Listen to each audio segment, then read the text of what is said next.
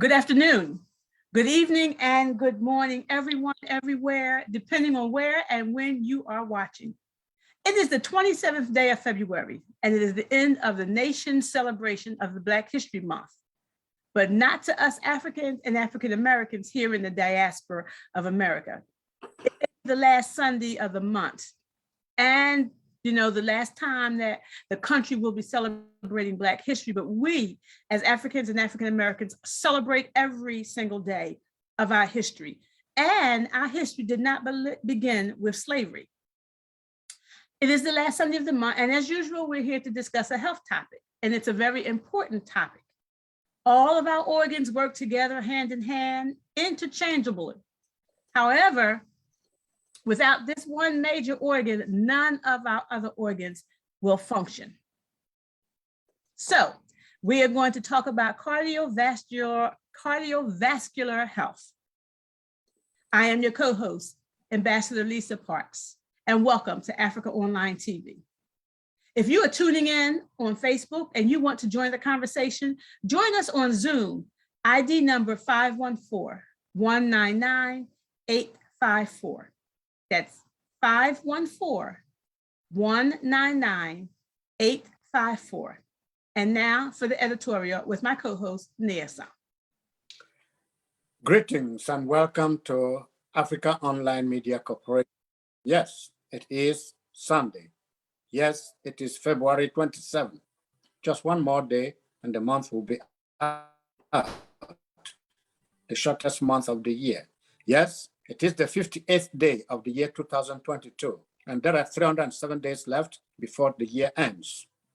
On this 27th day of February, we remember, among other things, the ratification of the 22nd Amendment to the United States Constitution, which limits presidents to 2 terms in office.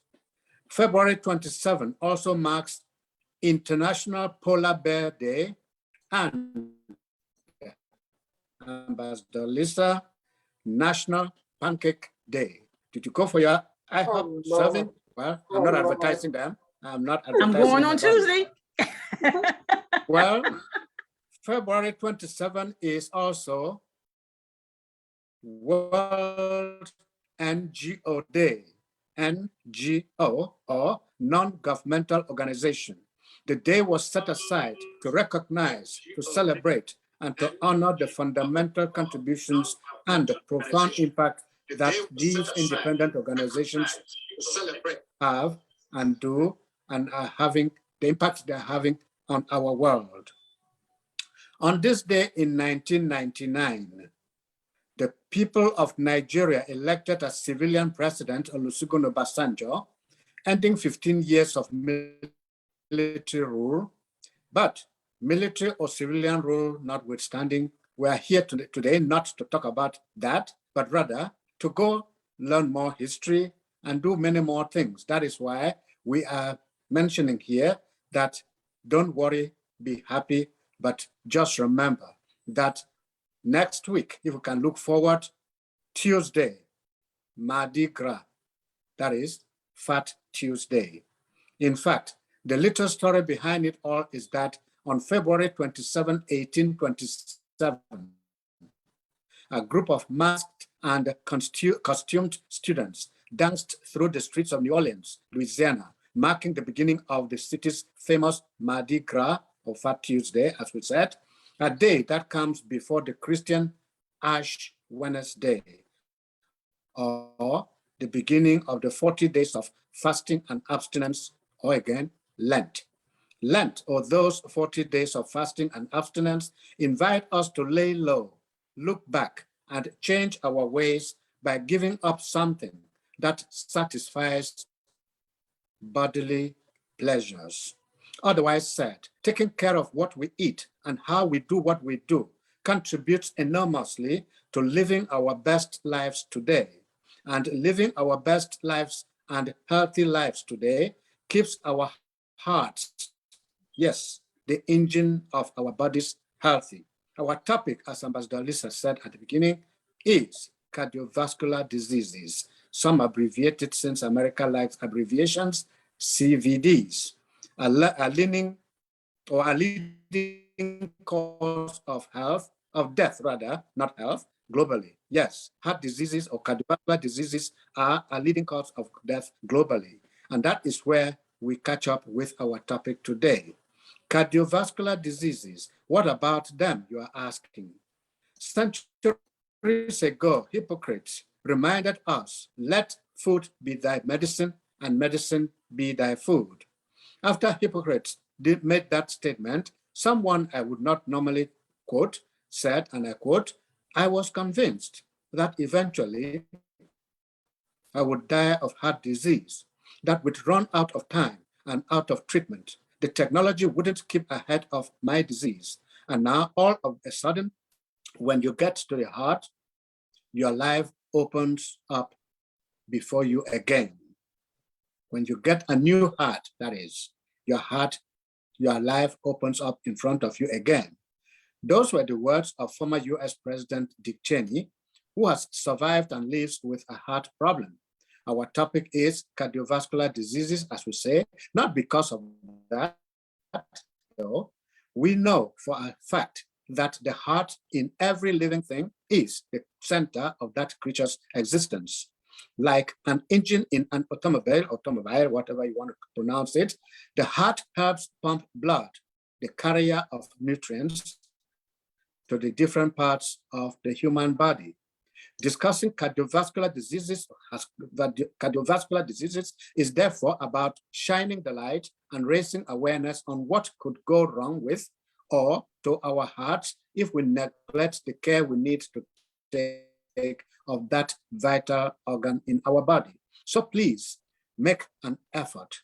Join Africaonline Media Corporation to hear about, or why not, to contribute to the discussion about heart health and everything else about the engine of our body. Research tells us that an estimated 17.9 million people died from cardiovascular diseases in 2019, representing 32% of all global deaths. Of these deaths, 85% were due to heart attack and stroke. We have a special guest in the house today to help us grapple with this topic. Dr. Callistus Dieter, whom I will leave for the chair of Africaonline Media Corporation to introduce, will help us all to raise that awareness we always raise, the awareness we all need about and around the health of our hearts. So, without much ado, we're going over to the chair of Africaonline Media Corporation, Reverend Pan. Thank you so much, Ambassador Lisa. Thank you. I am so excited about today. Not just because it's a health show, we've done a health topic, March will make it 6 years, but because of this young African brain power that we have on here, who has a heart of gold. And let me just let everybody know, I do wear glasses. I don't like to wear them, and I don't have my glasses on, but I'm about to read a little bit of introduction about him. It won't do him justice. So I will also share 10 minutes of a video, just 10 minutes. The video is long. We're going to post the link on the chat box, but I want to urge everybody listening and those watching on Facebook, wake up somebody, call somebody. This is a must-watch show. It will save your life. I see Dr. Ford here. He's, I think, in Liberia right now. He's in his bed, but he's zooming in because he was not going to miss this for the world. And Ambassador Lisa, I don't know if you were able to reach Dr. Kishon. Last Sunday, he said he wanted to ask Dr. Dieter a question. So on behalf of Africaonline Media Corporation, on behalf of all people of African descent, and all patients that Dr. Dieter has ever taken care of, and those that he's yet to take care of, I want to warmly welcome you to the program and say we appreciate you, we love you. You are truly a star, and the world has not seen your beginning. They have not. So before I read this, let me go to my screen and bring this video up so that once I finish reading it, I would start playing the video. Once I finish, you guys give me a minute here. Let me pull this up because We need to do justice to our brothers. Black History Month, our brothers don't get enough, accolades. We need to brag about our brothers, especially those that do make a difference. So do you guys see my screen? Yes, it's buffering. Okay, all right, I'm gonna read this, okay? Well, he's so humble, he just put Callistus, but I'm not gonna call him Callistus. Dr. Callistus Dita was born in Cameroon, where he lived until 2005. He went on to be a very high achiever in school and develop an interest in medicine. Two events influenced his decision. His father was involved in his father was seriously injured in a traffic accident and age 7, and his brother almost died due to a medical error. He was accepted into Normandale Community College while still in high school back in Cameroon. And in 2005, he moved to Minneapolis. I don't know how anybody will leave Cameroon and move into a freezer called Minneapolis. But anyway, I don't know how you survive, my brother. That's why I live in Houston. We don't have any cold here. My air conditioner is actually on right now. So he had never been outside his province in Cameroon other than to get his visa. Yet at the age of 19, he found himself in Minneapolis, Minnesota. When he arrived in Minnesota, he found out that he nowhere had enough money to pay for tuition at Normandale, so he couldn't enroll and instead spent the next 2 years working 3 jobs, one at McDonald's, one at Old Navy, and a gas station. I want everybody to pay attention. So when you see him tomorrow, don't think that he had it easy. He worked at McDonald's. His McDonald's store manager outlined his strength as 1, being a good team player, 2, hardworking, and 3, very enthusiastic.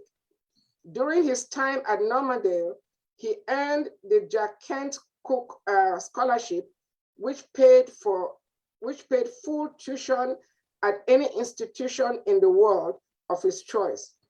So after finishing his undergraduate work with a degree in biology and economics from the University of Minnesota, he attended the University of Oxford in England, where he studied biochemistry and economics. So he's an Oxford graduate also. Following Oxford, he enrolled at the University of Michigan Medical School, where he was again awarded a full tuition academic scholarship amounting to about $400,000. He marched into general surgery residency at the University of Wisconsin-Madison in 2015.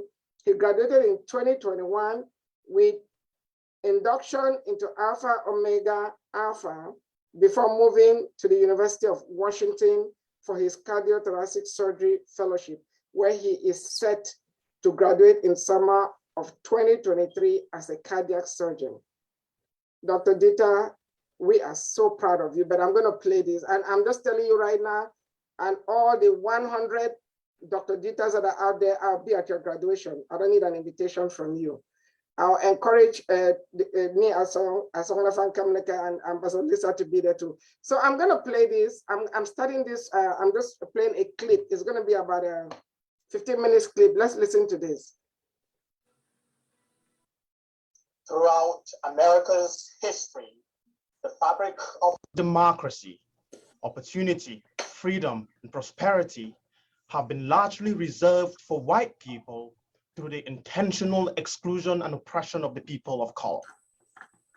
The deep racial and ethnic inequities that exist today are a direct result of structural racism, the historical and contemporary policies, practices, and norms that create and maintain white supremacy. This foundation has been set up through slavery, fostered by racial segregation, and maintained through failed educational and institutional policies that continue to violate and deny African Americans basic human values: the right to think freely, the opportunity to experience life without fear. Good morning. I am here today during Black History Month to have an uncomfortable yet frank conversation with you about where I come from.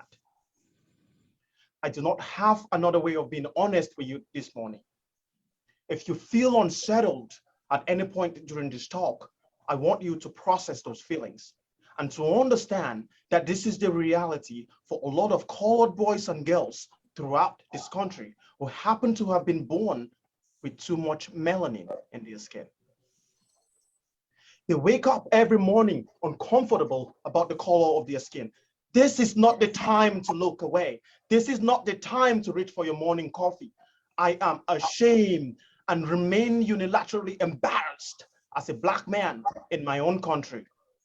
But I have not lost hope, and neither should you. I wish I were here today to discuss the evidence for total arterial revascularization in patients with irreversible coronary artery disease, or some novel approach at treating lung cancer. However, that is not the case. When I arrived in America as a teenager, I understood very little about racism. And little did I know that growing up in Cameroon, being shielded from racial suppression would be the best thing that ever happened to me. By this time, I had my mind made up and my beliefs were accounted. I could become anything I wanted. In my eyes, the only thing that stood between me and success was hard work.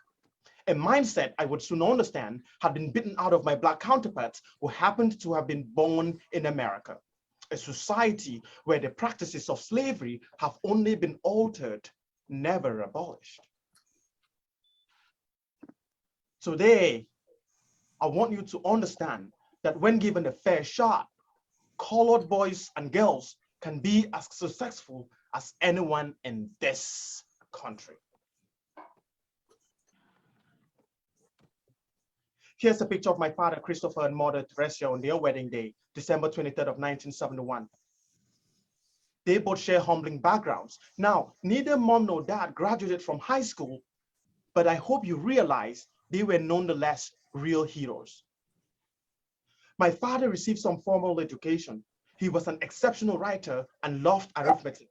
He would go on to become a primary school teacher who took upon himself to raise any hardworking child he encountered in his community. My mother, the real superwoman of our family, never went past 5th grade. I remember growing up and having mom learn alongside me how to read and write. But don't let that fool you.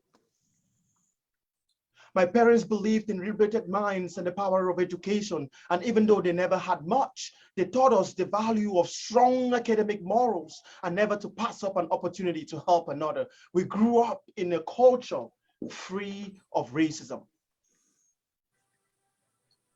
My parents would go on to raise 8 exceptional children as first-generation high school and college graduates. 7 out of 8 of their children hold at least a master's degree. They raised 2 very successful financial investors at the top of their game and 1 college professor. They raised 1 nurse practitioner and 4 medical doctors, 2 of whom are gastroenterology attendings, 1 cardiology fellow, and 1 cardiac surgeon in training who is talking to you right now. Most important of all, they raised every single one of us to be active servants of our communities.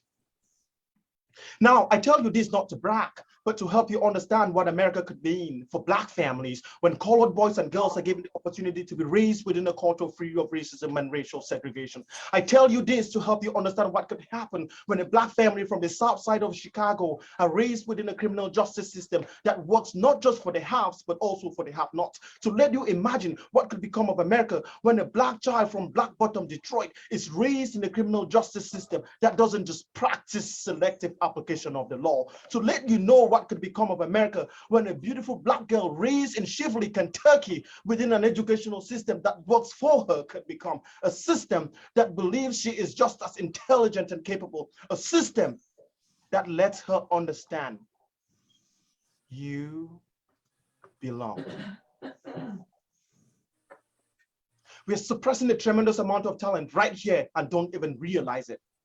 What is it about being Black in America? Why does that trouble you so much? 60% of Nigerian immigrants, once in the United States, go on to obtain college degrees. In fact, they are far more likely than Americans to hold a master's degree. This is the power of racism. This is the power of growing in an environment free of racism. This is what happens when boys and girls grow up with their parents at home and not in jail or murdered by the police in broad daylight. This is what happens when Black boys and girls are not raised in a society that believes segregation should be protected with extreme measures. It instead shows you what might happen when they are given a fair shot and allowed to think freely.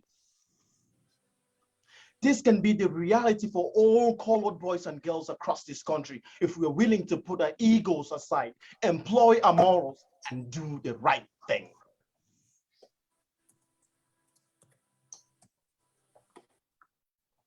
On July 4th of 1776, the American founding document was built on one promise, words that are held close by most. We hold this truth to be self-evident that all men and women, if I may add, are created equal, that they are all endowed by their creator with certain inalienable rights, that among these are life, liberty, and the pursuit of happiness. That American dream has at best been elusive for all African Americans. I hope by the end of this talk, you gain some insights as to why I say so. I have assessed the benefits of religious accounts and confirmations. Howbeit, it remains an institution with principles I have since rejected in most forms. I am acutely aware that I discuss with you today from the South, but we are not going to continue to pray and hope for a God to come save us from this mess. America created this darkness. I am calling on him to fix it right now. I refuse to exchange my weekday sorrows as a Black body in America for a Sunday morning worship just to repeat the same damn thing over and over and over. For a significant proportion of Blacks, the troubles start even before we have a chance to say or do something about it. Here is a study published recently in PNAS with a rather curious assessment. Black-born babies in the United States are more likely to survive childbirth if they are cared for by Black doctors, but three times more likely to die than white babies when they are looked after by white doctors. By contrast, the mortality rate for white babies was unaffected by the doctor's race. It remained the same whether their doctor was white or Black. Curious, don't you think? Could you imagine what it would be like if the reverse of this study was true? Now, the authors did not speculate about the reasons behind the trend, but wrote something, and I quote, "Taken with this work, it gives warrant for hospitals and other care organizations to invest efforts to reduce such biases and explore their connection to institutional racism."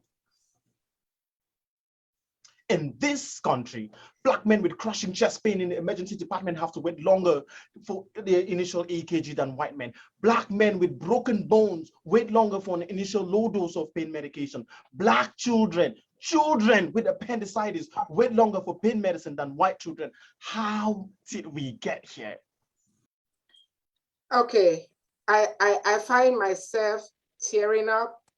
So I had planned to share 15 minutes of that video. The video is almost 1 hour long. I'm going to post the link on there, but I find myself getting emotional and I don't want to cry, on this show. My brother is here to bless us, so not to make us cry. So on behalf of Africaonline Media Corporation and all your brothers and sisters around the world, Dr. Callistus Dieter, you are warmly welcome to the program. Like I mentioned to you before, this show is unscripted. So we're going to let you say a few words, and then I will have the anchors ask you questions. Participants, if you would like to ask a question, please raise your hand and we'll call you or post it on the chat box. It's an interactive show, it's unscripted, and our brother is gonna be here. I had asked it's our show, so we're gonna extend it to make up for the 15 minutes video that I played. But I encourage every one of you to watch the video and share it. Share it and make sure it gets to every ignorant person that discriminates against Black people on this earth. Dr. Dita, you are warmly welcome. I'll give you the mic, and then after you, Asonglefac, Nkemleke, and Ambassador Lisa, they will ask you some questions. Over to you, Dr. Dita.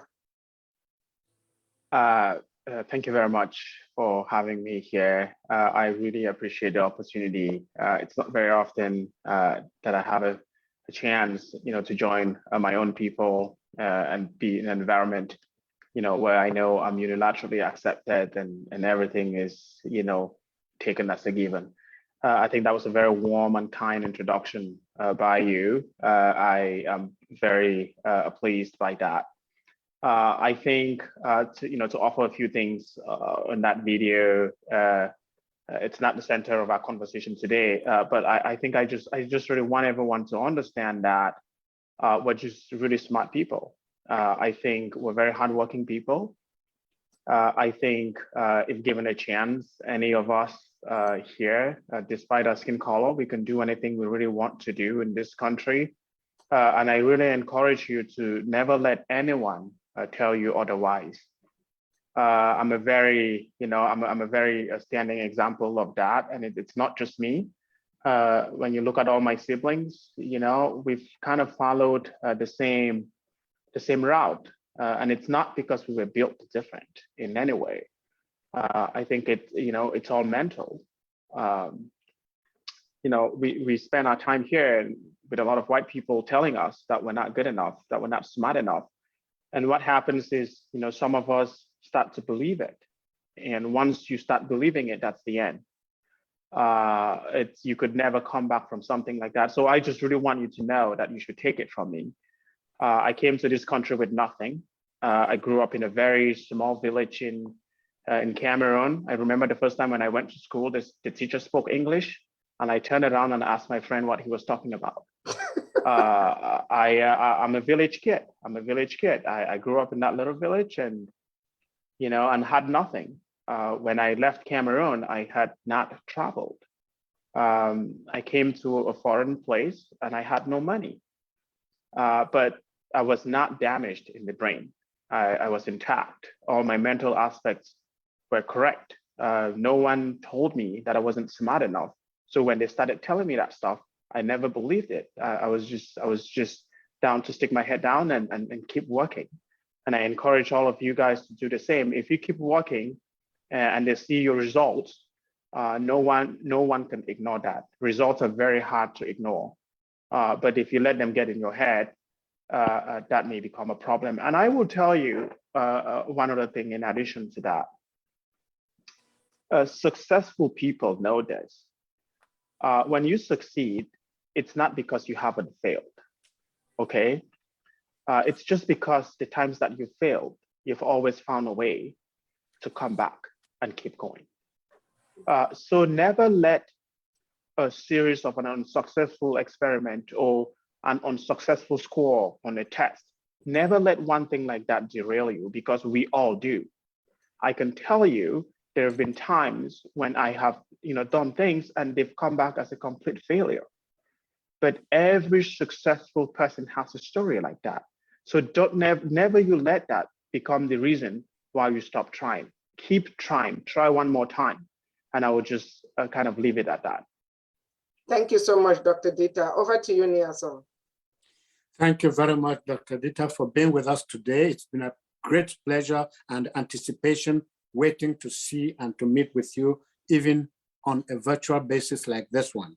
So, talking about race, talking about cardiovascular issues, what has been the impact of one on the other or the other on one? Over to you.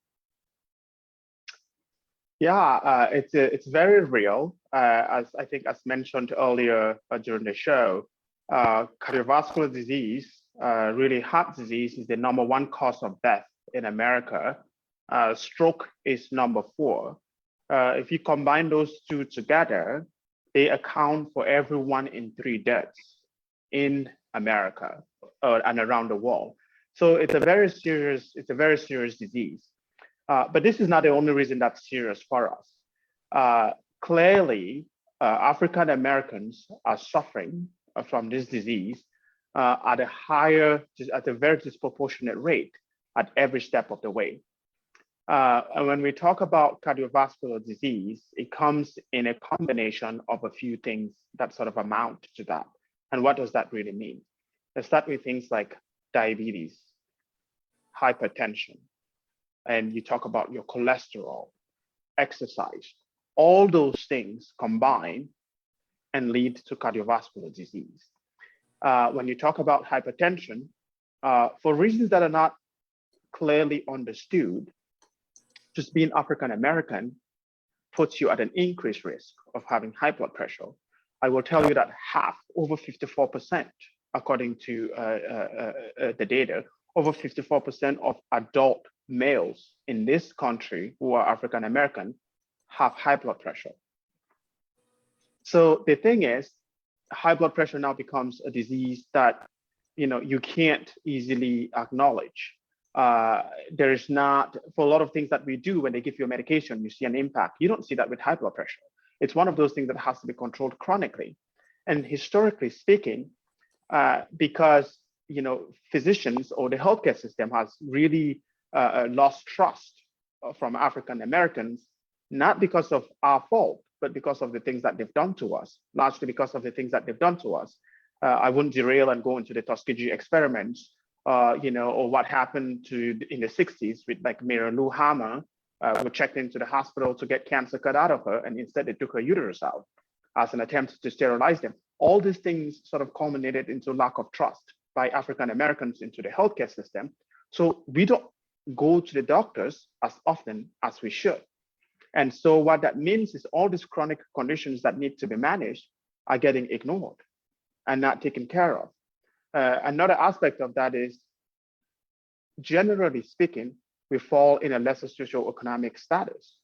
And that comes with, being on these chronic medications has a price. It costs money.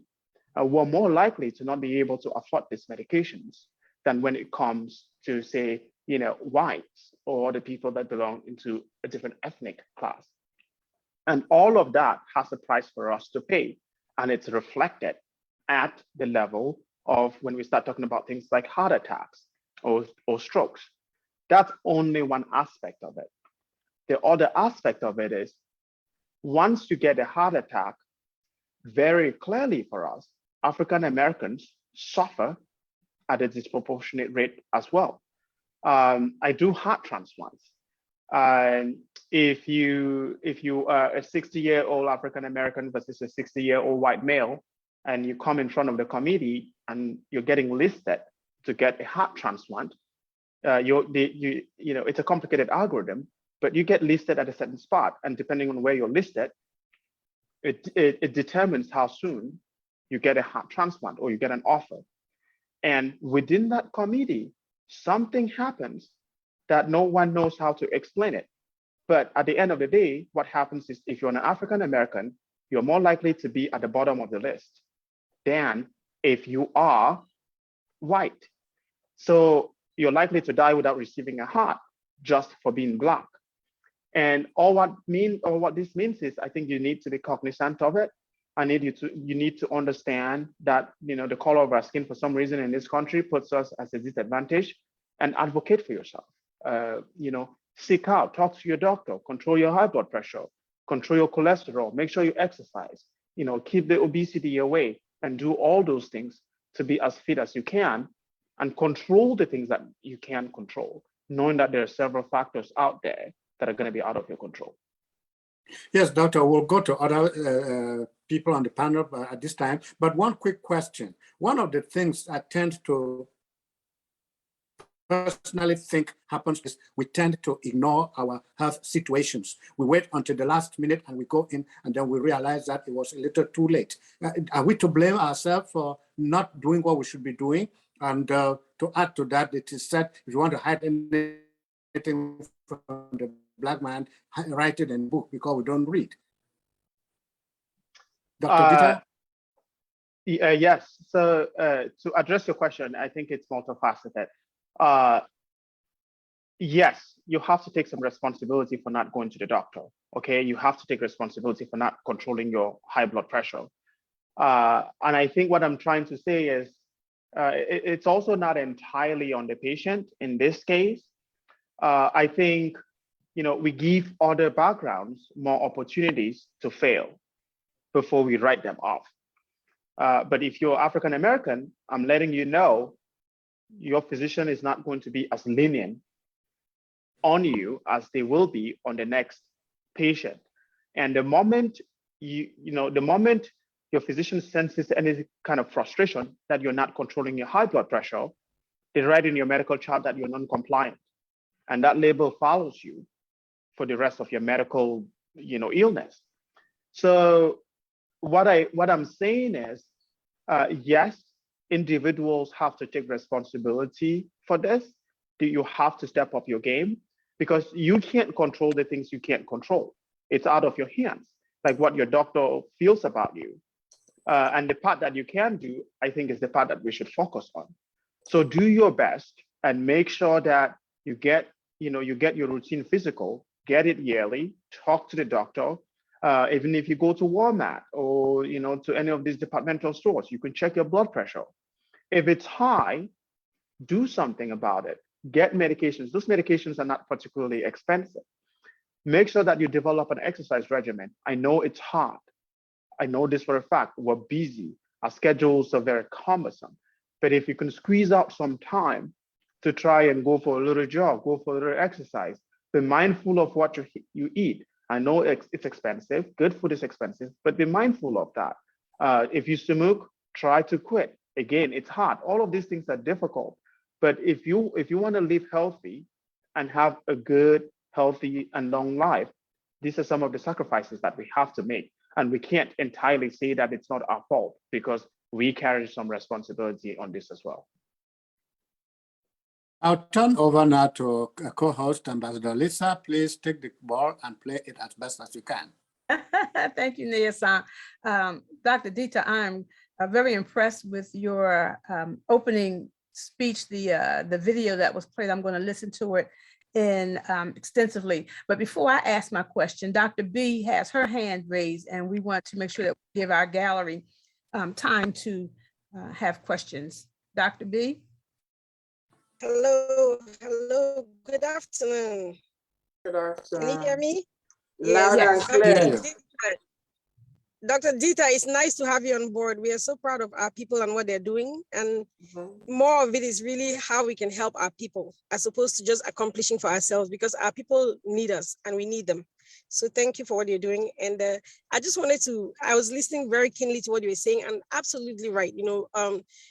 I think that these are some of the things that we don't want to really address that affect Black people. First of all, you don't have the same outcomes as other people. And there are many reasons for that. One of them is, again, distrust in the system. Another one is lack of access to care. So I know you were asking about why patients don't come in early. I have had the pleasure and the challenge of working with people in really poor communities, and you get to see a lot of the reasons why people fail. First of all, a lot of them lack access to care, they lack information, they lack resources. I have patients who are so down on their luck that by the time they finish paying their basic bill. Dr. B, are you on the road? Dr. B, are you on the road? We can't hear you. We just lost you. Dr. B. Okay, we'll come back to Dr. B. I think she might. $11 for my Here she groceries. is. Okay. Hello? Dr. B. Dr. B, we lost you. Are you on the road? I'm here. Can you hear me? We can hear you now. We lost Okay. you for about a minute there. We lost you we lost you when you said your patients, after they pay their bills. That's when some patients will tell you that I have just $11 left to eat, to get medications, to take care of myself at the end of the month. What do you really tell that patient? Make up another $70 or whatever it is to get your medication. So even patients, there are some people that cannot even afford $5, $6, $7 medications. And I think one of the things that we need to realize as physicians is that we have patients who are really hard on their luck. and that we need to find other ways to help them. And I wanted to ask Dr. Dita to kind of bring this into, because one of the reasons why I desperately love lifestyle medicine is because I'm trying to help patients at the level that they're able to handle, basically keep them out of trouble. Because once you get in trouble, everything else becomes more complicated. One, we don't have the best jobs, we don't have the best blue collar jobs, or we don't have the best jobs that have access to healthcare. Number two, even when you have it, you're not paid the same. And I would say this right now, even amongst physicians, Black physicians are paid less than white physicians. So let me tell you, there's always going to be a differential. We can't focus on the differential. We can focus on what we have control over. And that's lifestyle medicine, as Dr. Dita said, what you're eating, your sleep, exercise. And I think about it this way, right? There's this song that says, when a man loves a woman, he will do anything in this world. Basically, he loses himself. Even if he's in jail, he'll find a way to make a phone call. So if you love your health, you'll do whatever it takes. I don't want to keep saying, try this and try that, because there's this thing that this old lady said, and it really struck my mind. When you say try, it gives room for failure. So when you fail, you say, well, at least I tried. But when you determine that you will do something, failure is not an option. If you're going to exercise, you make time for it. If you're going to sleep, you make time for it. We all have that responsibility. It is all our duty and our right. And I think that once people get to that point where they realize there are certain things that I can do to help myself, and this is the only way out of this problem, then you decide, do you want to get out of trouble or do you want to get in trouble? Thank you. Thank you so much. We appreciate you, Dr. B. Wish we could see you. You know, we love seeing your beautiful face. I know. Ambassador Lisa, Dr. Ford is zooming in from Liberia. Hello.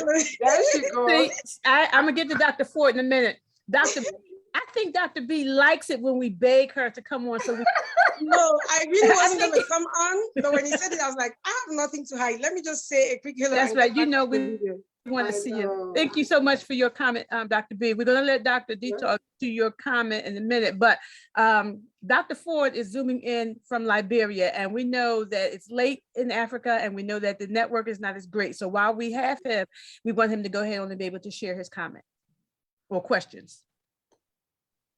Dr. Ford. Dr. Ford, you are muted. Dr. Ford, can you unmute yourself? Oh, well, we'll come back. Dr. Ford, I hope you didn't fall asleep. Okay, there he goes. Dr. Ford, go ahead. We see you, Coach Carla. Okay. Dr. Ford, we can't hear you. Okay, well. Can you hear me? Now we can hear you now. Go ahead. We lost you again. I have a very poor connection. I can't hear you guys. What else is new in Africa? Go ahead, Dr. Ford. We can hear you. You can hear me now? Yes. We're hearing you. We're hearing you. Please go ahead. Okay. My question to the doctor has to do with drugs for hypertension. For example, lisinopril is a drug that I take, but I've read in some places that it only masks the effects of hypertension. Can you speak on the effectiveness of pharmaceuticals like lisinopril for hypertension? Yeah, I think one of the things that becomes an issue is there's this knowledge gap and people trying to get in appropriate information versus now having appropriate information and acting on it. And what I would tell you is lisinopril, as well as most of the ACE inhibitors that we have, are good blood pressure medications. I use it very routinely on our patients. It's actually very good if you also have diabetes, and it's a very good medication and has more protective effects on the heart. So I will say ACE inhibitors, which lisinopril is one of those, is a very good medication. And if that's the medication that you're on and you're controlling your blood pressure, please stay on it. Thank you. Are you coughing? Dr. Ford, are you having issues with cough? Oh, he's muted. Okay, let's proceed, Ankos. Yes, and you brought up a good point. One of the side effects of ACE inhibitors is a cough. And so long as you don't have that cough and it's working for you, please stay on it. Okay. Okay. Dr. B, can you just summarize what your question was, unless Dr. Dita remembers what she asked? Yes, Dr. Dita. So what I was trying to find out is, can you expand a little bit on how patients can reduce their risk of disease by addressing the root causes and the lifestyle changes that can help them effect those changes? Yeah, you made a very good point earlier when you said, if a patient needs a medication, but they've only got $11 left, how do they go about that? I think all those situations they're always going to exist. It's a tough situation to be. And every facility probably has a different social services network that kind of come in and try to help with that. So the best way of navigating that is checking in with a social worker, within that community and seeing if there are any other options that can help in providing you with medications. And then there are very important lifestyle changes that you can make, especially when we're talking about cardiovascular disease. Cardiovascular disease just doesn't happen by surprise. These are chronic conditions that culminate into a heart attack or a stroke.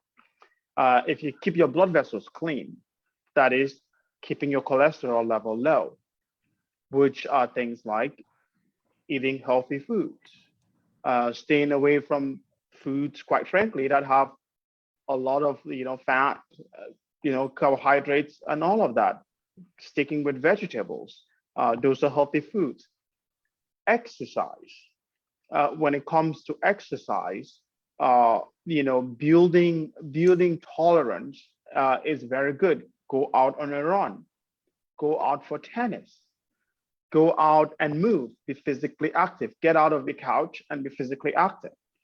Anyone can do something about this, even if it's just to go out for a walk. Start somewhere and and see where that takes you. Stay away from cigarettes. If you do smoke, that has very deleterious consequences to your health. And those are the type of lifestyle changes that you can make to positively influence your health. Thank you.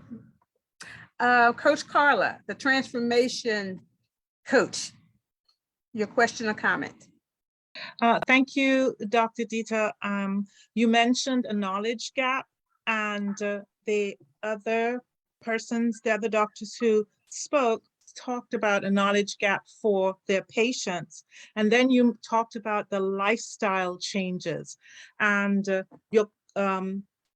I share 6 pillars of health, and I wanted your feedback on how medical professionals can help their patients understand the value of what were once labeled lifestyle changes, which, you walk into the doctor and he says, you've got to change your lifestyle. I don't know what that means. So the 6 pillars were drink 8 glasses of water, sleep 7 to 8 hours of for sleep at night, move through half an hour, just walking to get started a day, reduce stress by meditating, praying, use safer products, get rid of some of the toxic chemicals in the house. And when it comes to eating real food, eating 90% of their food being plants, not adding dairy, not adding fats, and water is their main drink.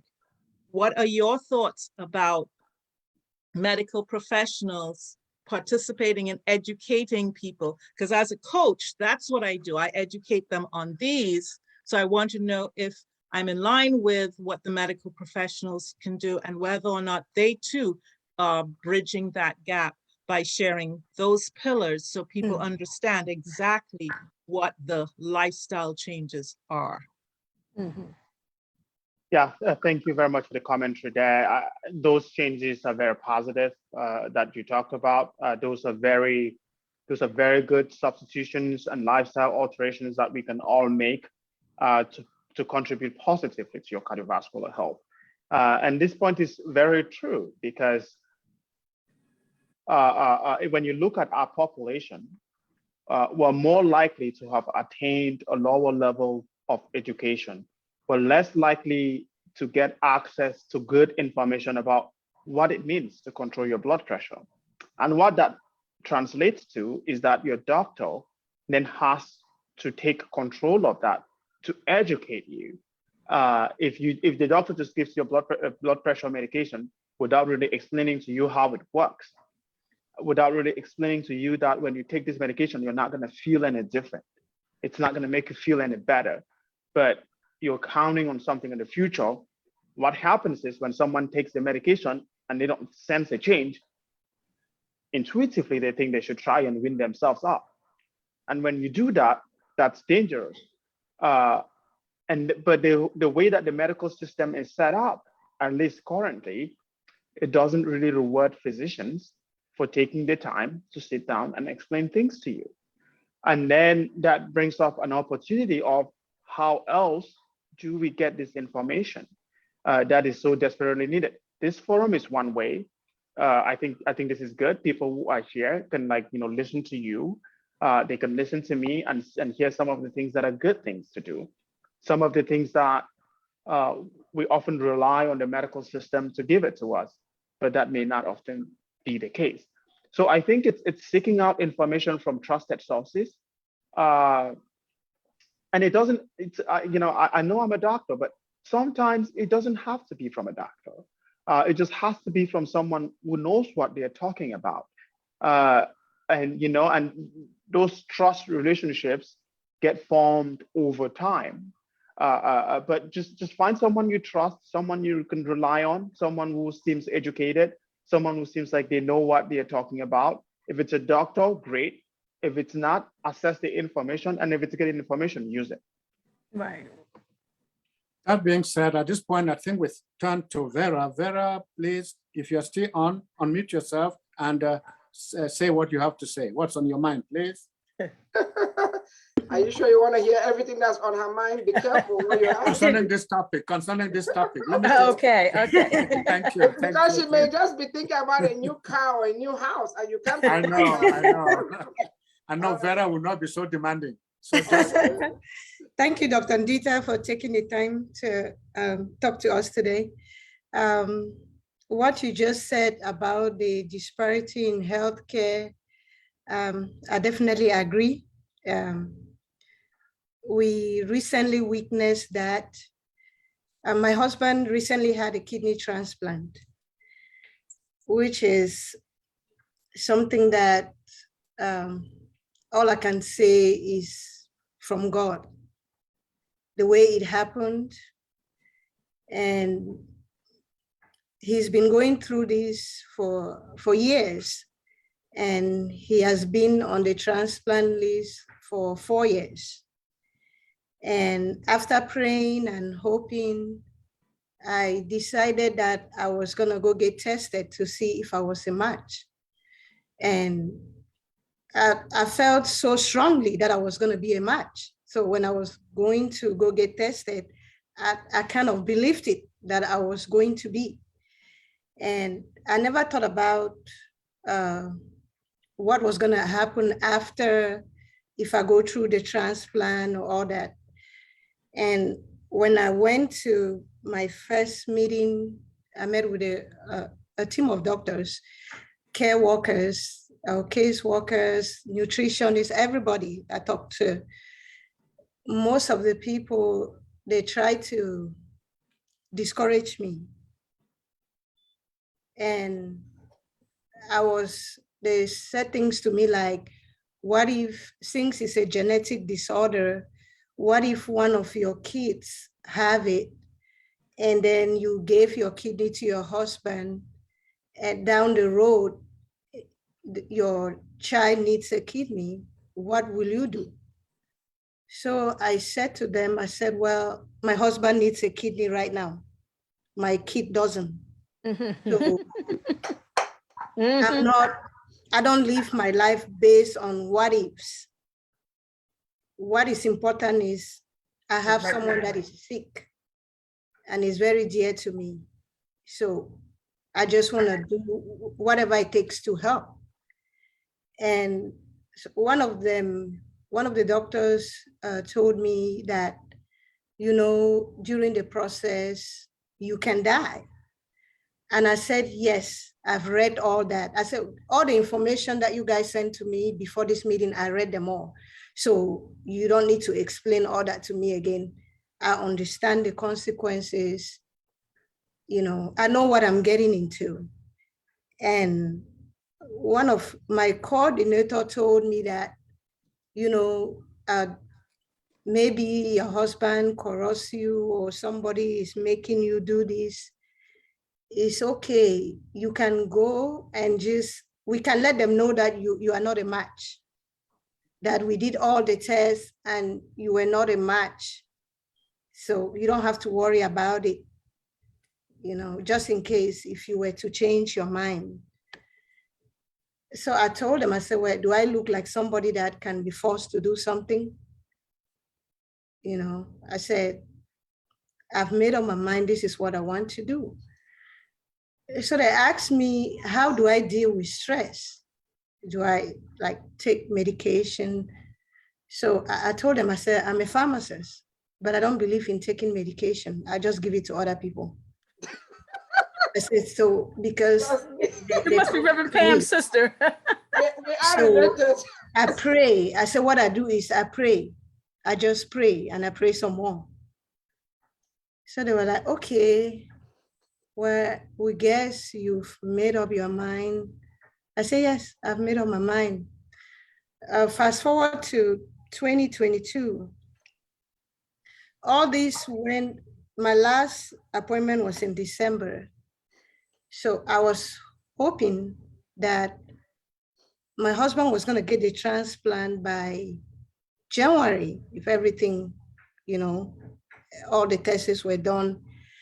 But I waited and I didn't get, after everything, I had completed my own part, everything. And based on my blood type, I was kind of leaning that I would likely be a match.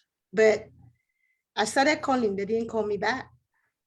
So he was getting kind of anxious too, because within that period, he became very sick. And all this time, by God's grace, he has not been on dialysis. So his doctor was like, we can't push this anymore. You have to get on dialysis. So he got on dialysis, and the first, just 1 week after, he got a blockage and he had to go back for them to readjust the catheter and all that because he was doing it at home. Excuse me, Vera, we're almost at the top of the hour, so we need you to ask your question, and maybe Dr. Dito can answer it after the break. Okay. Okay. So, but he eventually had a transplant through a donor from someone. And when the donor came up, when the parents that decided to donate to him, the hospital, they were trying to say no, that they couldn't give him the kidney, and they came up with, I was a better match than the person. But for all this time, we've not been told that I was a match. So suddenly I was a better match, just to, just to let you know how the healthcare works. It really doesn't work to our advantage. So mine was more of a sharing than a question. Yeah, it's a Thank very Thank it's a you. very humbling story there, and I'm glad your husband was able to get a kidney, and I hope it's working well for him. I think it just sort of highlights, obviously I don't know the details of what happened there, but it sort of highlights how complex the process of organ allocation is, how difficult the process is to navigate, and some of the nuances that go into listing people, and who gets a transplant and who doesn't. But like I kind of said at the top of the show, it's very clear. African Americans, for whatever reason, get listed. I'm assuming your husband is African American, may not be, but generally speaking, African Americans get listed lower on the list.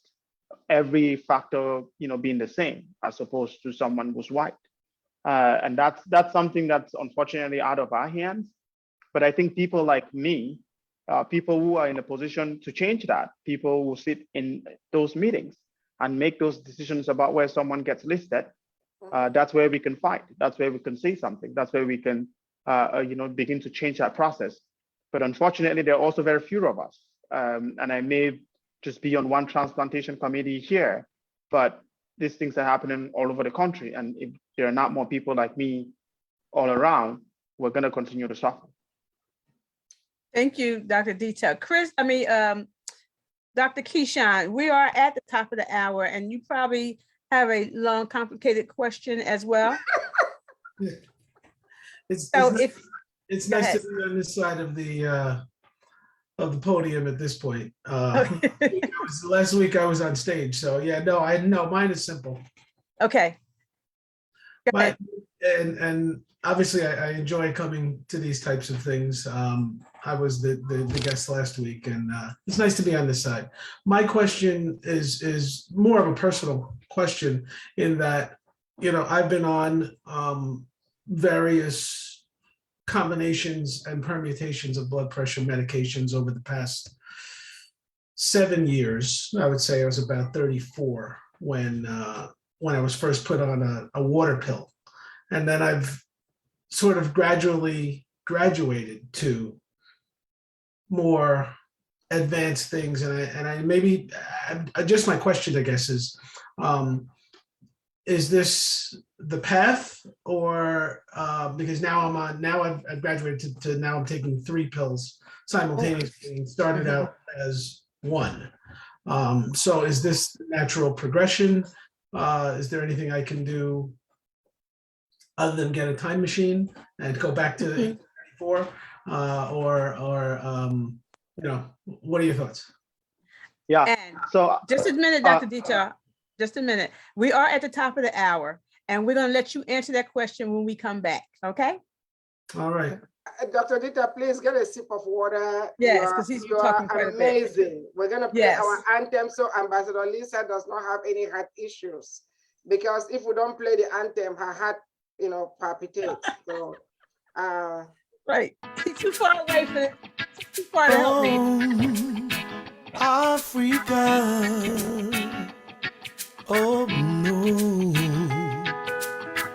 Africans for Africa. Africans for Africa. Africans for Africa. Africans for Africa. Africans for Africa. Africans for Africa. Africans have many bright ideas. If only you let us share. If you really want to know my history, please come, sit down, listen to my story. God gave us a wisdom. He guides our footsteps, makes us shine and transform. Hey, as one people with so many cultures, yet indeed we are one. Stand up, Africans, let's save Africa. Let us all unite behind Africaonline Media Corporation. Stand up, Africans, let's save Africa. It's time to come together, promote awareness, progress, and solution. Hey. Africans for Africa. Africans for Africa. Africans for Africa. All Africans can rally for a common cause, to believe without judgment in what our brother does, to identify and resolve our challenges, to allow each other's ideas without regard to standards. As one people with so many cultures, yes indeed we are one. Stand up, Africans, for Africa. Let us solve all the problems plaguing our continent. Stand up, Africans. Let's save Africa. Let us empower Africans in and out of Africa. Stand up, Africans, for Africa.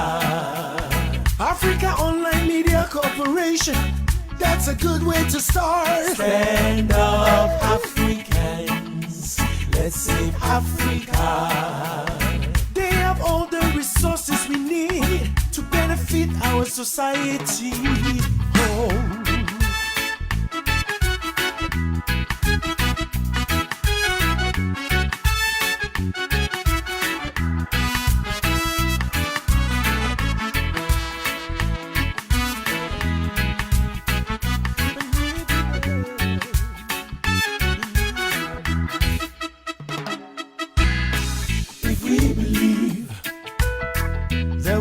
Education for everyone. If we believe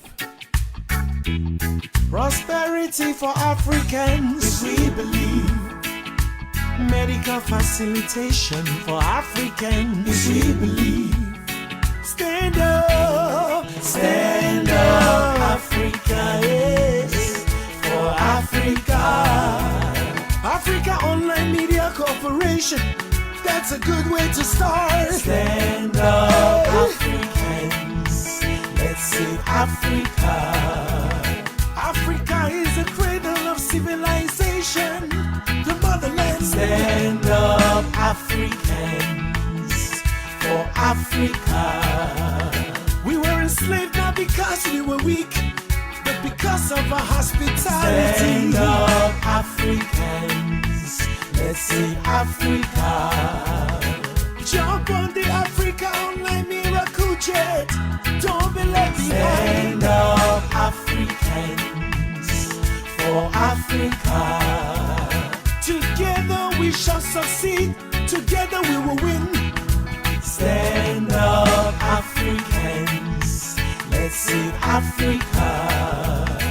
We are writing our own story, the truth, and we shall tell it to the world. Stand up, Africans, for Africa. No more lies. Africans own Africa. No more lies. Africans own Africa. Before I hand over to Ambassador Lisa to do her stuff, I just want to add that Vera's story is really powerful because it just goes to confirm what Dr. Dita is saying. Even when you have a donor that you found or that got provided, not the hospital, because he was not at the top of the list, Right. they don't see a value in Black lives. They don't. They will still try to put stumbling blocks to make sure that life is not saved. That's the point to get across. Ambassador Lisa, I normally announce the next topic, but Ambassador Lisa is our producer. She's going to announce the next topic. Oh, okay. But I have, okay, Ambassador Lisa, I'll let you do your thing. And then Nia Song will speak to our French people. Hopefully, Dr. Dita, is off today. He's not going to the OR, so he'll be able to hang around a little bit more. So we make up time that we used at the beginning, so everybody gets a chance to speak. Please, yes. The system automatically mutes everybody. And Salifu, you've been on from the beginning. So when you if you want to speak, we'll give you the mic. Okay, I see your hands up, Ambassador Lisa. Yes. After Dr. Dita answers Dr. Kishon's question, let's go to Salifu. He's zooming in from Sierra Leone. Yes, yes. There. But so after Ambassador Lisa, it will be Nia Song. Our CFO is on here. I don't know if she wants to give us some financial report, but if she does, she can turn on her mic and let us know. Ambassador Lisa, over to you. Thank you so much, Reverend Pam. Again, I thank you, Dr. Dita, for all that you are providing today. The last time we had a show that went over, because we just could not stop talking, when we were talking about men's, the prostate. Yes. such an awesome show. And I want to say this cardiovascular health is right up there with that one. But our topic for next month, we're ending Black History, but we're moving into Women's History Month. And so next week, we're going to be talking about breaking glass ceilings. We have a sister coming who is going to be talking. She is the first African-American, not African-American, she is the first woman and the first Black to sit on this particular board. And we're going to be talking to her about how to break some of these glass ceilings. So join us if you're not busy next week, always here at 4 o'clock Eastern Standard Time at Zoom 514-199-854. Also, Africaonline's ongoing fundraiser project, Operation Borehole 55. It is our ongoing fundraiser. It is never going to stop until we see a borehole put in every country on the continent of Africa. If you would like to be able to donate, and Dr. Dita, you look awfully sharp over there, but I bet if you were at home, you would be sending somebody to drag buckets of water from the river so that you can stop some of your heart surgeries. And that we must stop. We cannot have that. We need our medical facilities to have running water for our patients, our brothers and sisters at home. So we would love for you to donate. It does not matter how much, how big, how little, if it's $1, if it's a rand, if it's a shilling, if it's a pound, all of it goes towards the borehole project. Our first project in Sierra Leone is already complete, and we will be moving on to Kenya. And if your country needs a borehole, we'll tell you how to do that later because we already have some videos. But make that donation. Consider making a monthly donation. Doesn't have to be monthly. Consider making a quarterly donation to Africaonline's borehole project. And you can visit www.africaonlinetv.org and you'll find the project button there. And there are several platforms for you to give. If you have any questions, we don't get around to answering your questions today, or you want to get in touch with Dr. Dito or anybody on the panel, send an email to info@africaonline.org, and we will make sure that the question gets to the right person in a decent amount of time, okay? So. No, AfricaOnlineTV.org. Oh, Africa Online TV. Did I miss the TV part? Yeah. Oh, I'm sorry, I'm looking right at it. It says Africa Online TV and still missed it. Info, and I'm going to put in the chat box, and then I'm going to post it on Facebook as well. But consider making a donation towards helping our children on the continent get fresh, clean water in the medical facilities, especially. And it's not just for the medical facilities, it's available. We make it available for the village and the neighborhood as well, too. Okay, thank you so much. Thank Dr. you. Would you No, Nia Song needs to speak to Oh, I'm sorry, yes, Nia Song with the announcements. Yeah.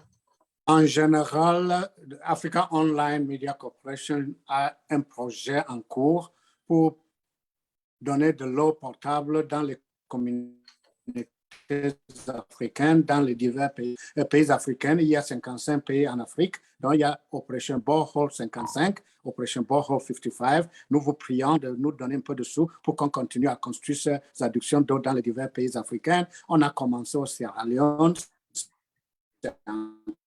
déjà,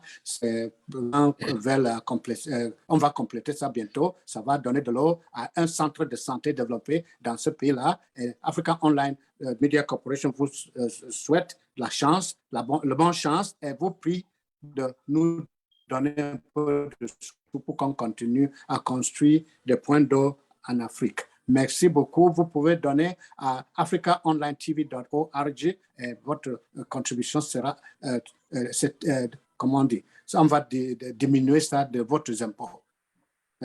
Nia Song, I can see you rushing.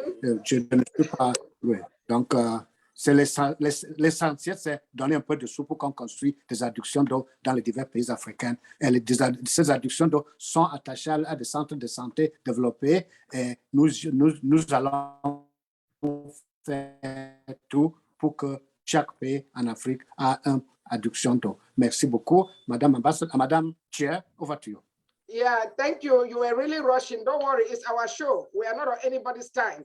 So we're going to get this message out. So Dr. Dita, you got Dr. Kishan's question before the break. After Dr. Dita, Engineer Salifu from Sierra Leone will have the mic, and then we still have Sister Ruth has not spoken. There's an Isaac Patterson, Sister Nancy, Diana, and our CFO is also on. So Dr. Dita, over to you. Yes, Kishan, your question to rephrase for everyone else who's listening, if they had missed it, is you're currently on 3 agents to control your blood pressure, and you were just wondering whether this is a logical progression or whether this is something that's sort of acceptable. To answer that for the rest of the audience, I think high blood pressure is something that can be difficult to treat. We all have it to a different degree. Unfortunately, there's like a cutoff when someone, say, for example, has blood pressure that's consistently above like the mid 130s. It's called high blood pressure. It's hypertension, and someone might have it at 180. It's also called hypertension. So depending on where you start, it may take quite a bit for you to get under the desired range, around 120 or so. It takes very long, depending on where you start from. But there are also things that you can do so that you can take less medication, like get on top of your exercise, eat well, avoid eating foods with too much salt, and all those things that we kind of talked about earlier. They may make you, give you the ability to reduce the amount of blood pressure medicines that you're taking. Also, another aspect of that is it's not just how many blood pressure medications you're taking, it's like what dose are you taking? As you know, medications come in very different doses, and people respond to one agent, than the other. Without really reviewing and seeing, what you're on, I think it's a conversation you can have with your primary care doc and say, hey, before we added this other medication, did we try going up on this one? Or do you think I'm not responding to this one very well and we should change and go to the other one? And it becomes an art. And that's where the practice of medicine really gets into. But what I will say is it's not unusual to see someone on 3 different agents to control their blood pressure. One thing I will also say, it's beyond what we're doing here.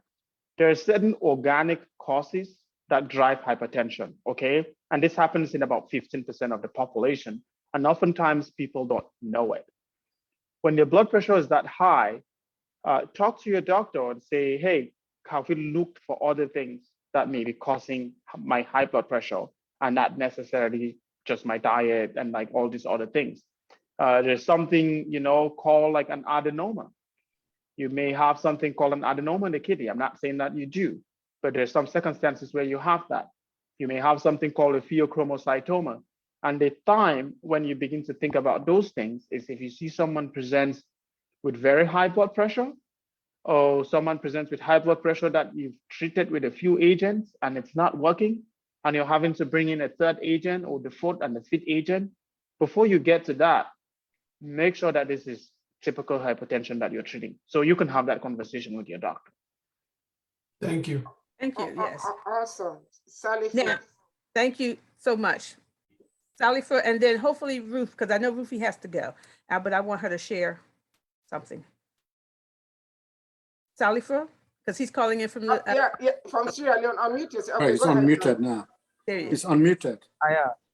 So I'm not sure if you can hear me. Good evening, can hear everyone. you. Yes. Yes.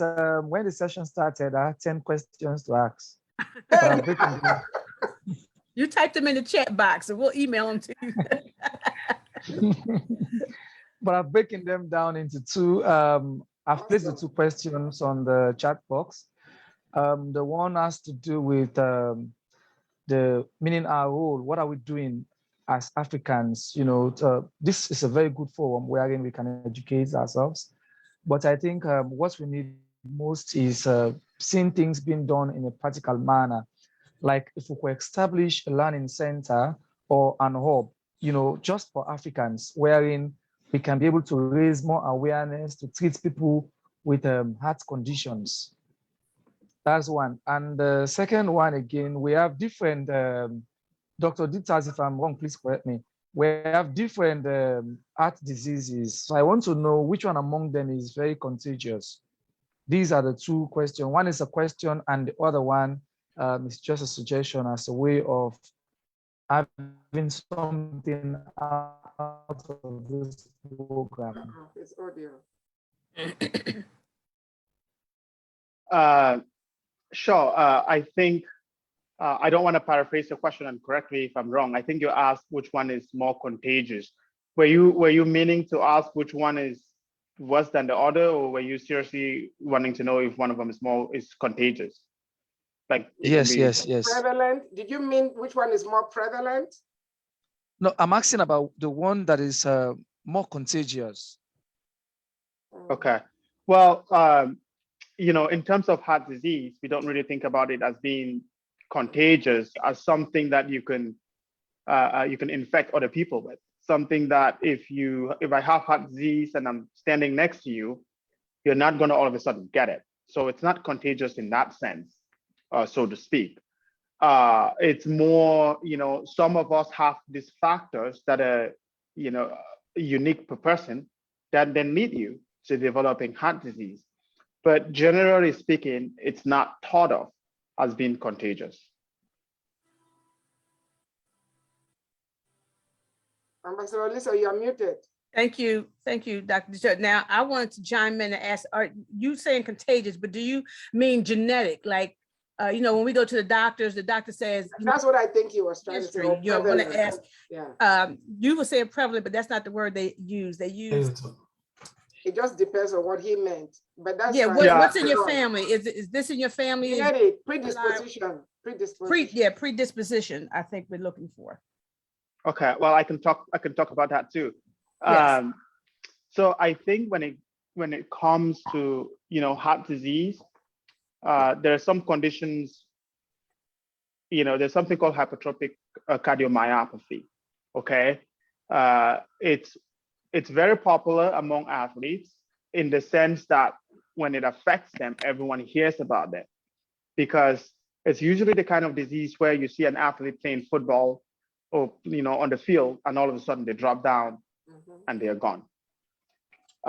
So there's something like that. It's generally thought of as being very like genetically linked. Obviously from dad or from mom, down to any of the offsprings.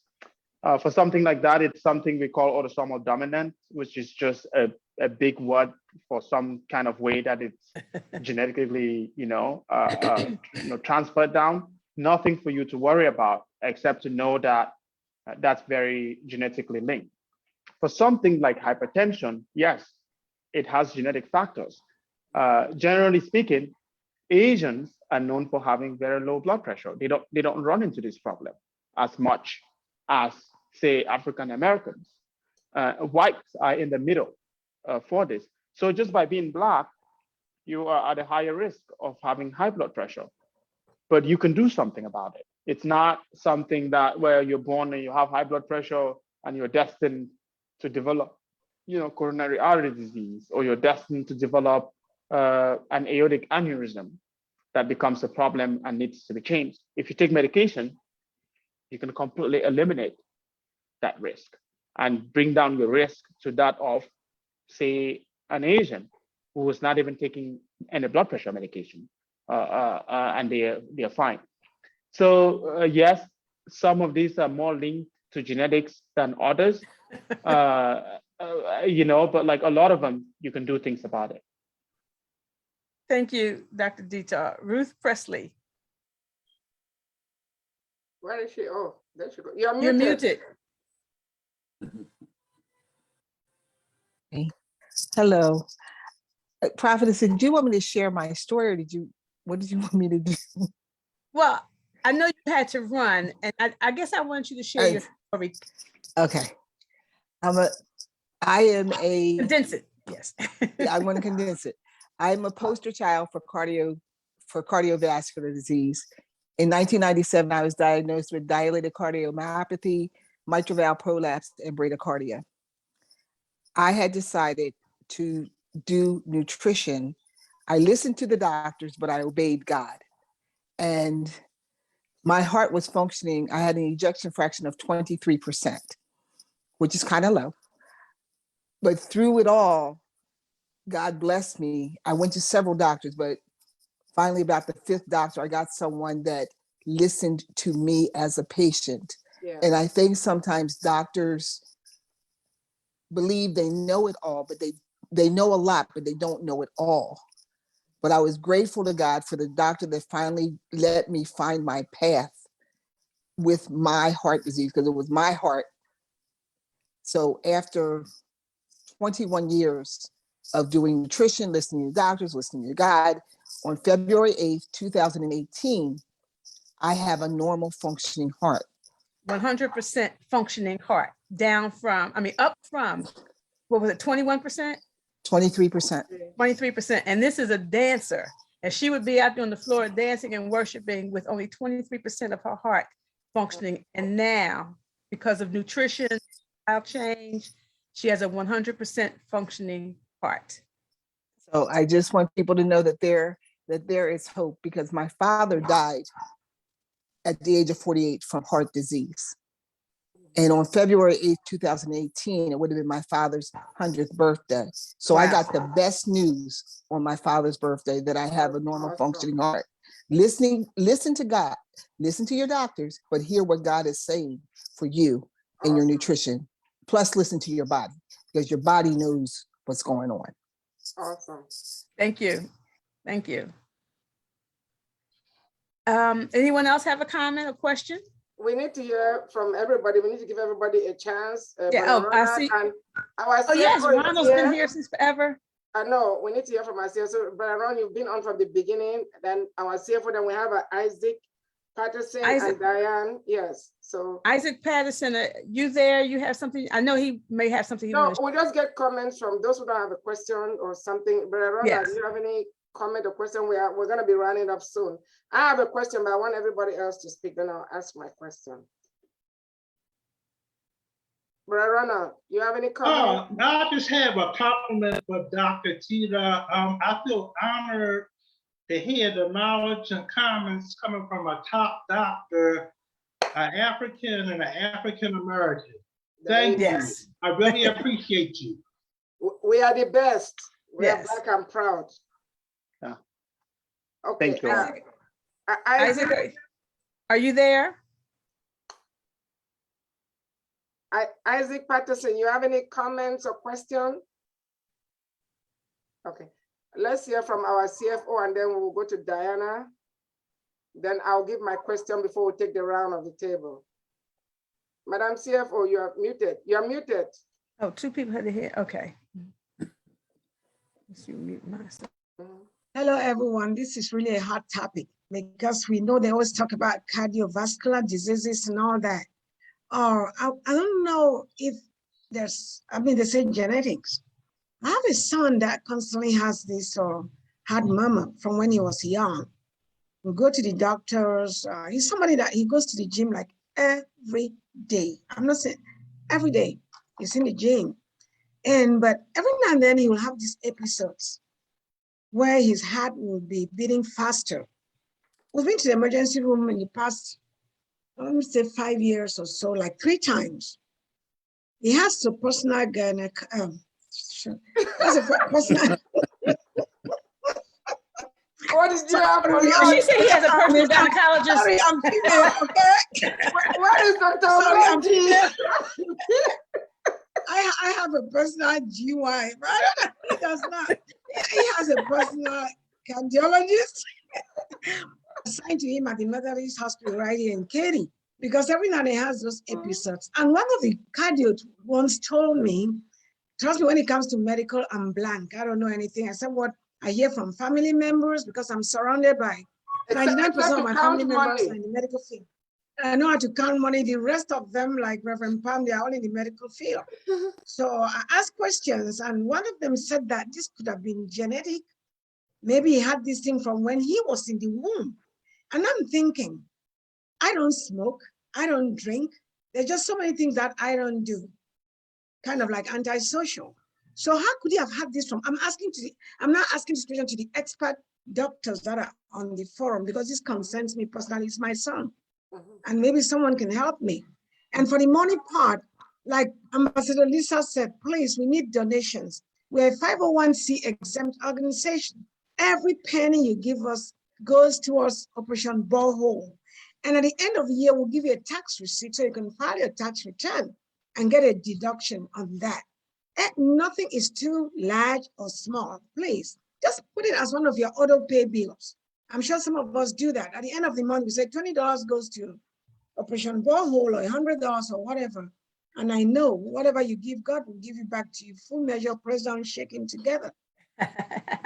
Well, before Dr. Dita answers that question, she meant 20,000, not $20. $20 cannot be the Cannot do it. $200, $2,000, $20, 2 million, whatever. We have so many billionaires here. There you go. Our people are wealthy, not $20. And water is life. Water is life. Yes. Water is life. Thank Yes. you. Dr. Dita. Yes.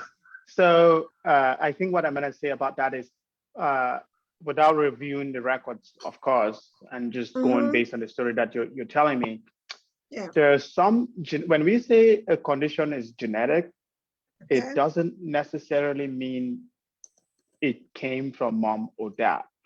There are certain things that we call de novo genetic modifications. And all what that means is a big word for the gene did not come from you, but all our genes are constantly evolving. Okay, they're making alterations. And if he gets that alteration in a specific gene that controls something, it's in his gene, it's in the genetics, but it didn't come from you, but it's still genetics. And this is, this kind of gets into, playing around with words and semantics and all whatnot. But not all genetic conditions came from, the mom. And if you think about it, all genetic conditions have to have started from somewhere, and then they get, and again they get passed down. Yes. Is that what they meant by throwback 4 generations? I thought the Bible said. Okay, I'm just kidding, but maybe because I've thought about this. He's very healthy. As I say, he's a keep fit fanatic. But, and for sure, if you have a cardiologist, I'm sure this has been done already. But getting an echocardiogram, so you look at the heart and make sure that there are not holes there, and look at the valves and make sure that none of the valves are leaky. It's in someone who's young and very fit, it's unlikely. But if the valves look fine and there are no holes where holes shouldn't be, nothing like that, and the heart looks strong, it's probably there's even all these things that there's some things we call a physiologic moment, where you can get it in actually people who exercise a lot.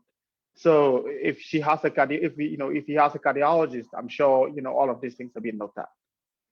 Okay, thank you.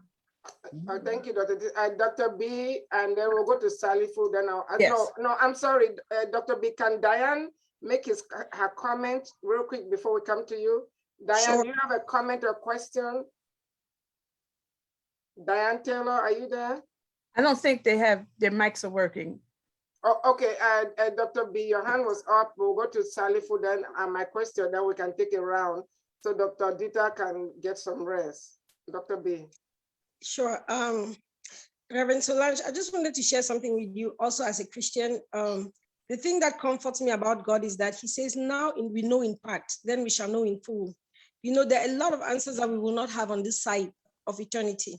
We are going to dig and dig and dig, and we will not have those answers. And I don't worry myself about them, because at that point, it means that we have transcended into the godlies. Even prophecy, God gives us only part. He doesn't give us in full. We prophesy in part now, then it shall be in full. So there are some things that we just have to say, you know what, God entrusted me with this situation, and I pray that he will give me grace to handle it and wisdom to live with it. And if there are things to be solved, solve them. If it's just stuff that you have to carry, you carry gracefully unto the end. And I think that's where our faith absolutely kicks in. Now, for Dr. Dita, I just had a quick question for you. because one of the defects that I find again in our system, which you have mentioned, is that we don't have enough of our people in medical care. And I'm going to tell you that when I walk into the room with a lot of my Black patients, some of them will start crying, or some of them will be so excited. They'll be like, finally, I see somebody who looks like me. Exactly. I think they can feel my pain, And so what are you doing? And are you mentoring? I find personally that when I was going through medical school, I desperately wanted a mentor. I needed somebody to mentor me, even through residency, and I had nobody. I literally made all kinds of mistakes and stumbled through all kinds of crazy stuff to make it through. And one of my goals is to try to help other people sidestep those things. What are you doing on your part as a well-trained physician who is going to go places to help other people, our kind of people, make it there? Not because we help everybody, but we have to pay special attention to Black people because we are not properly represented in the medical field. Yeah, it's a very good question there. I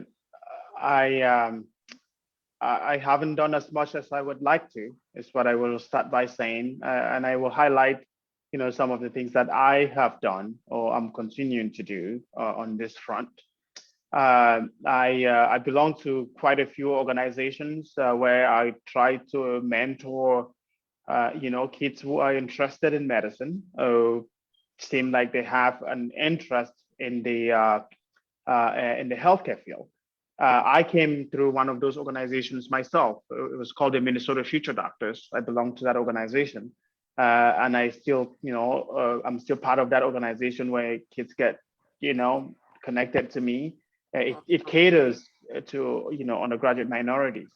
Awesome. When you go through residency, there are going to be some people, you see medical students who look like you come around on rotations. I pick up those, on my own. I email them regularly and check in to make sure that, things are going well.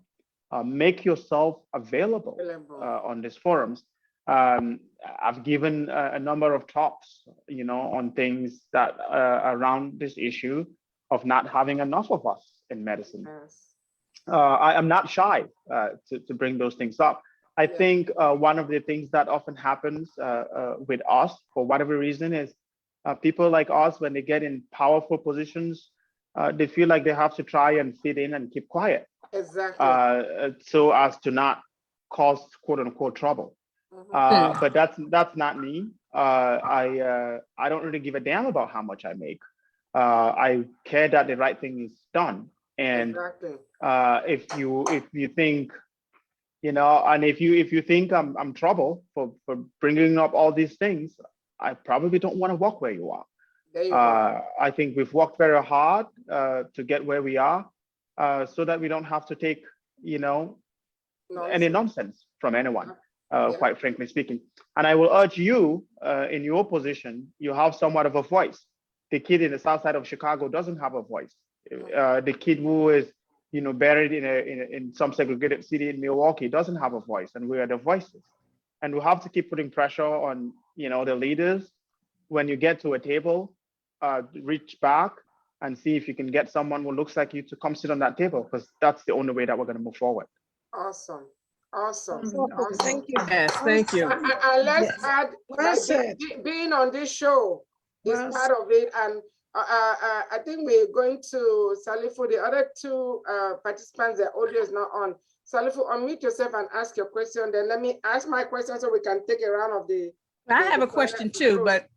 Okay, you can ask after me. I've been waiting. Salifu, go ahead. Salifu, you had a question? Yes, thank you again, Dr. Ditas. It's regarding the points you made that we are to get rid of white products like the white rice, the flour. How can I explain this to my uncle and aunties who are in the village? Yeah, who are in Sierra Leone, especially the white products. They are the ones that are cheaper compared to the other food items. Yeah, I think, quite frankly, it's hard, but you have to keep doing it. I will tell you, when I was in Cameroon, okay, I grew up, no one even had to teach me this. I grew up with this sort of mentality that the white thing was better. Every child kind of grows up with that. But that's not a reason for you to continue to believe that. once you learn and acquire information, once you sit in class with them, once you get into the operating room with them, you realize that, you know what, I'm quite good. Not being cocky, I'm not being cocky, but I'm just saying, you get to realize that there's nothing about being white that makes them better, and there's nothing about being black that makes you less. We're just all the same, and we're going to be judged based on our abilities and effort that we put in, period. There's nothing about the color. Once you get over that mental, battle, everything else becomes the same. And you actually see that being raised in a society like we have been actually built us tough. I think we're actually tougher and quite frankly better because of our morals and our ability to sit down, work hard, and go through tough times. With regard to your mom, who was in the village, I think you have to keep reminding them. Okay, you have to keep showing them examples. You have to keep telling them story after story, story after story, until they get to a point where they start to see them. And don't just use words. Use, for example, you can look at I'm going deep into this, but there's this guy, Vivian Thomas, who was at the I was just thinking about him. There you go. There's this guy, Vivian Thomas, who was at Johns Hopkins. He didn't really get any education beyond high school. Okay, he graduated high school. He's an African American.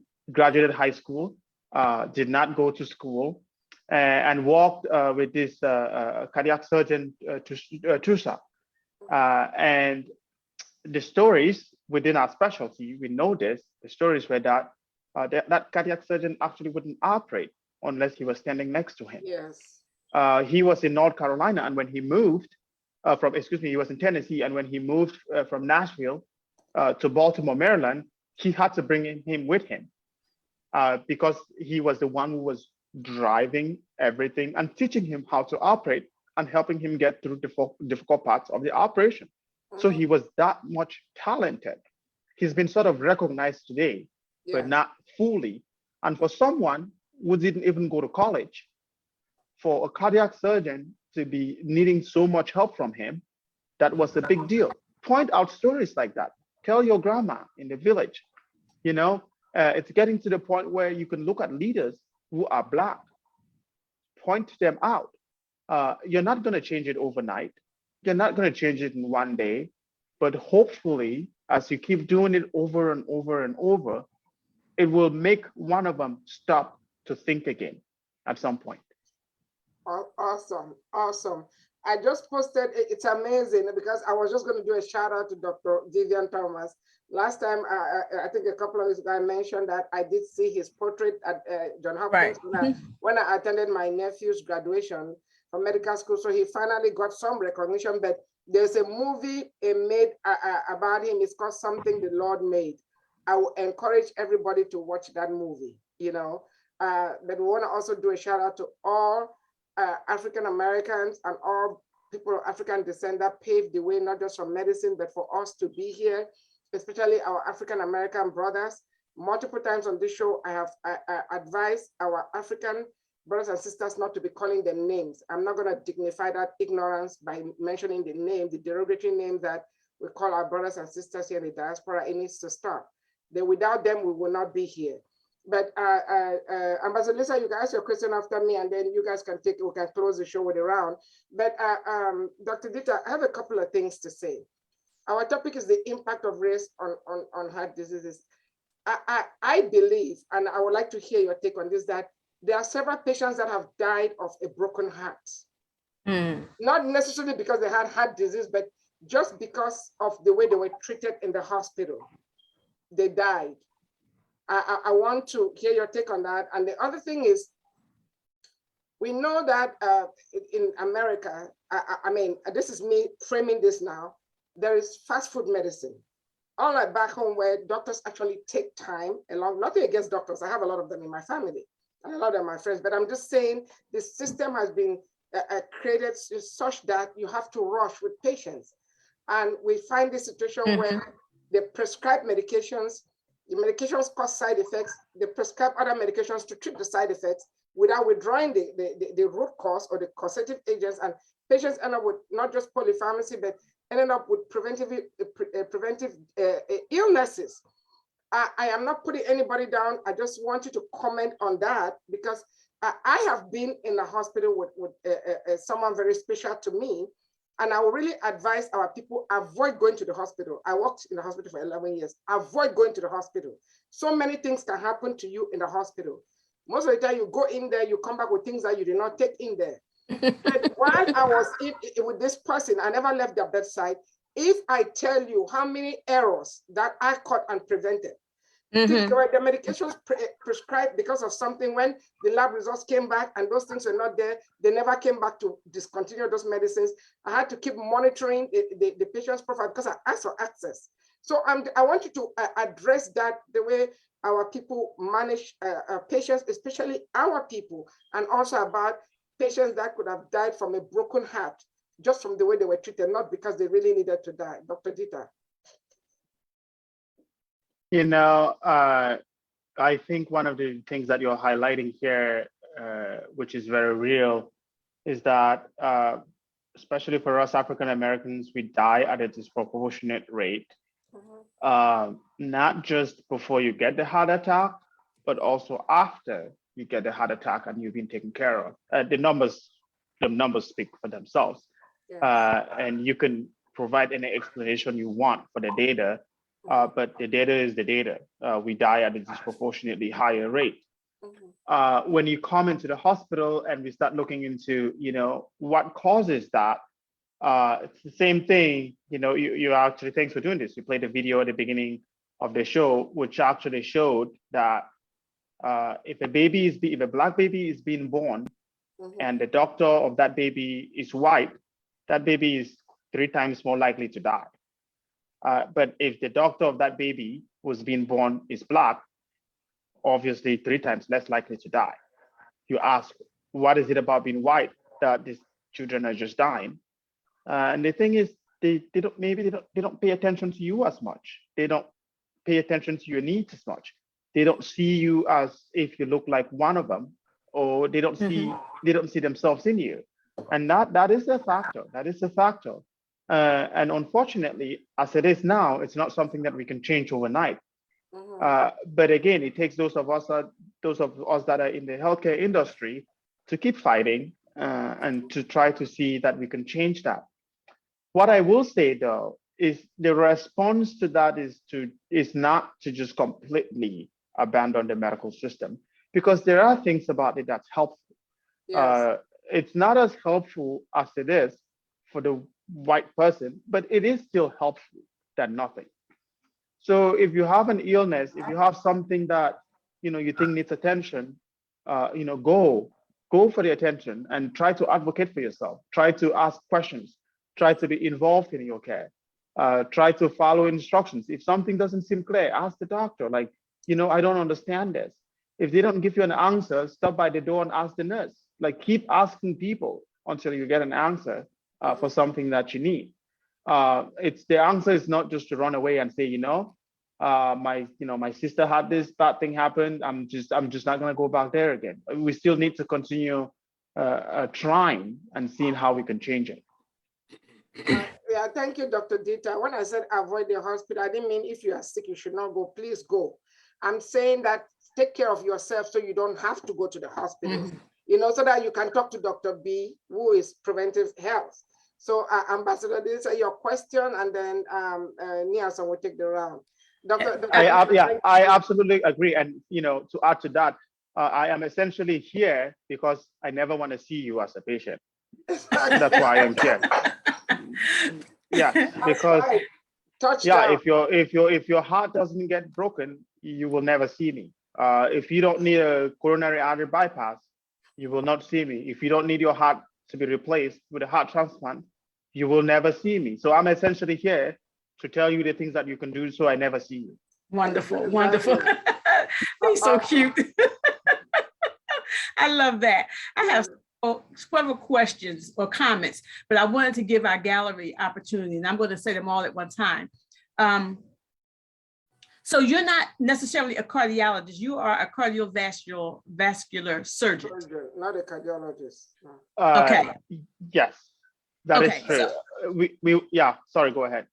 My questions were, what about the heart that caused you to become a heart surgeon? How often have you gone back home, or do you go back home to help train, develop other doctors back home? And do you take meds with you when you go? Or if you go back home, do you take meds along with you? Wow, very, very good question there. You know, I actually was very angry when I found out in medical school that I had to become a surgeon. I was angry. I went to medical school wanting to go into internal medicine. I wanted to be the kind of doctor that sits in the office and have the patient come in and you have a conversation and you tell them, you know, what's going on, because that's how I saw medicine, quite frankly. And the lifestyle of the surgeon, I didn't like very much. Mm-hmm.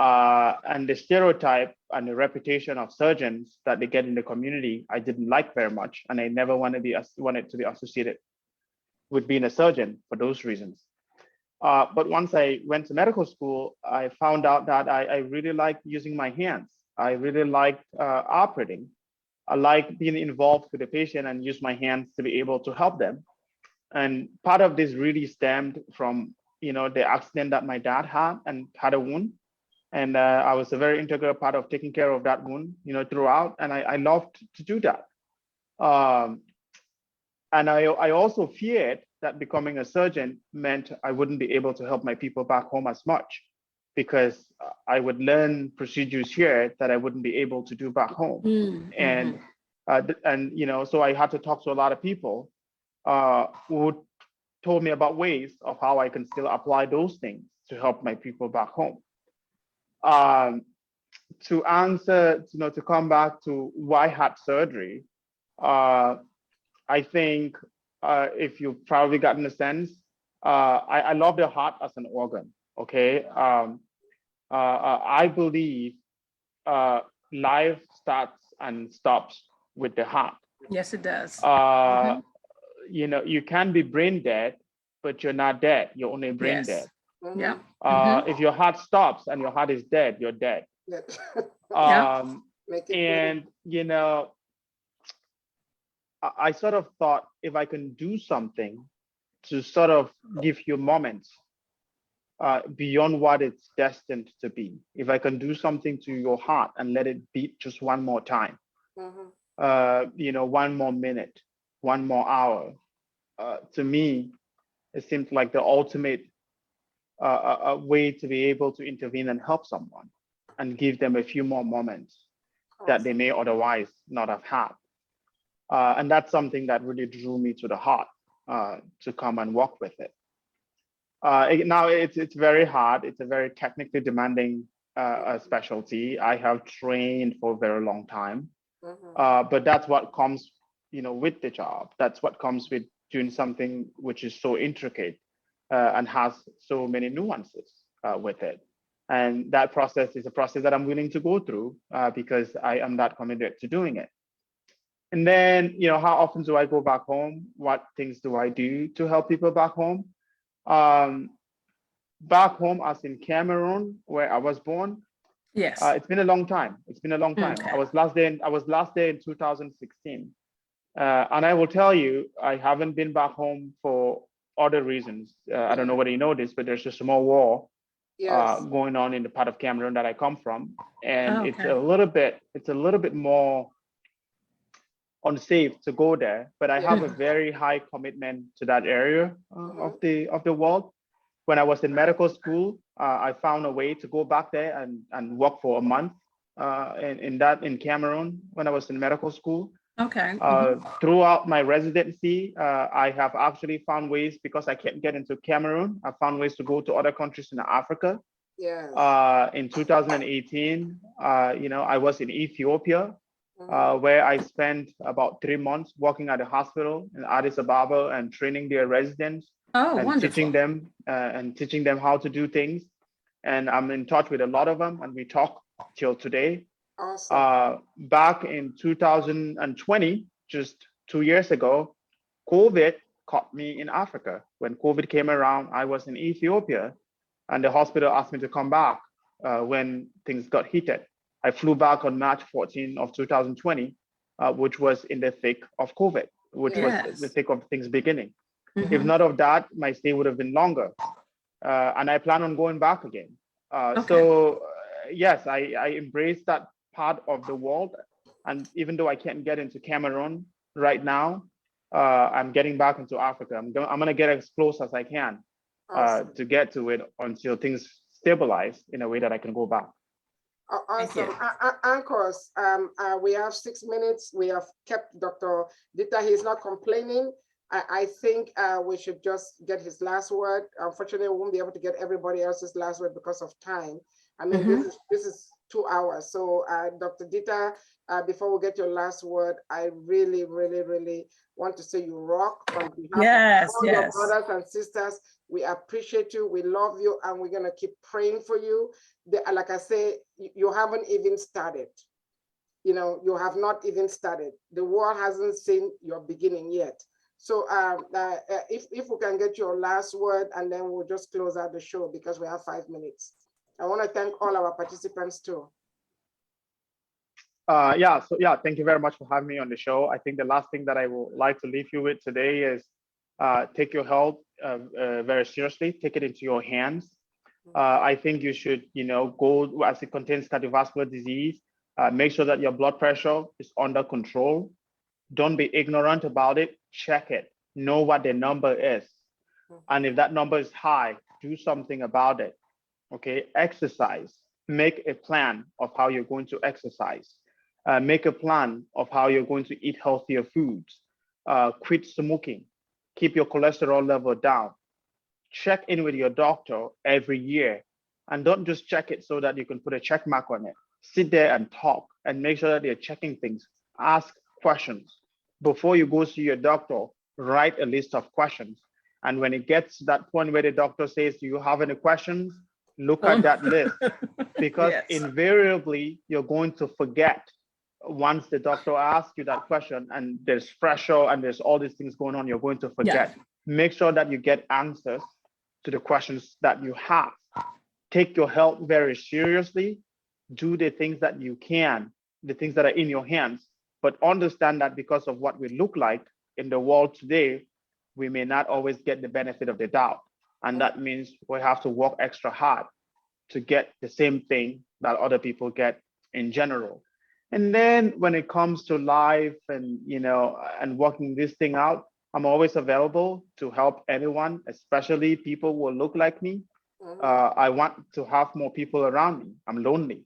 I want to have more people around me who look like me. And I will say, if anyone ever tells you that you're not smart enough, it's a lie. Don't believe it. It's all crap. Don't believe it. We're just as smart. We're just as intelligent. And I will tell you, we are definitely more hardworking than anyone you will find in this country. And I want you to keep that up. Keep working hard. If there's anything you want to do, go for it. No one can stop you. Yes. Awesome. Woo! Awesome. Thank you so much, Dr. Tita. Come again when we reach out to you. I know you're always available. So it's been a pleasure, please, for everyone. And as we go away, the takeaway should be the word from the doctor: take care of your health. It's very important. Take care of your and health. whatever you do, aim for what we're aiming at next week, breaking the glass ceiling. But as we go for the glass ceiling, remember, Africa's first main independent country, Ghana, will be celebrating their Independence Day that same Sunday. They were independent on March 6, 1957. So with that, thank you all very much. And you have a great evening. Take care of your health. Be good. Be honest to yourself. Good night. Goodbye for now. Good night. See you in March. Thank you so much.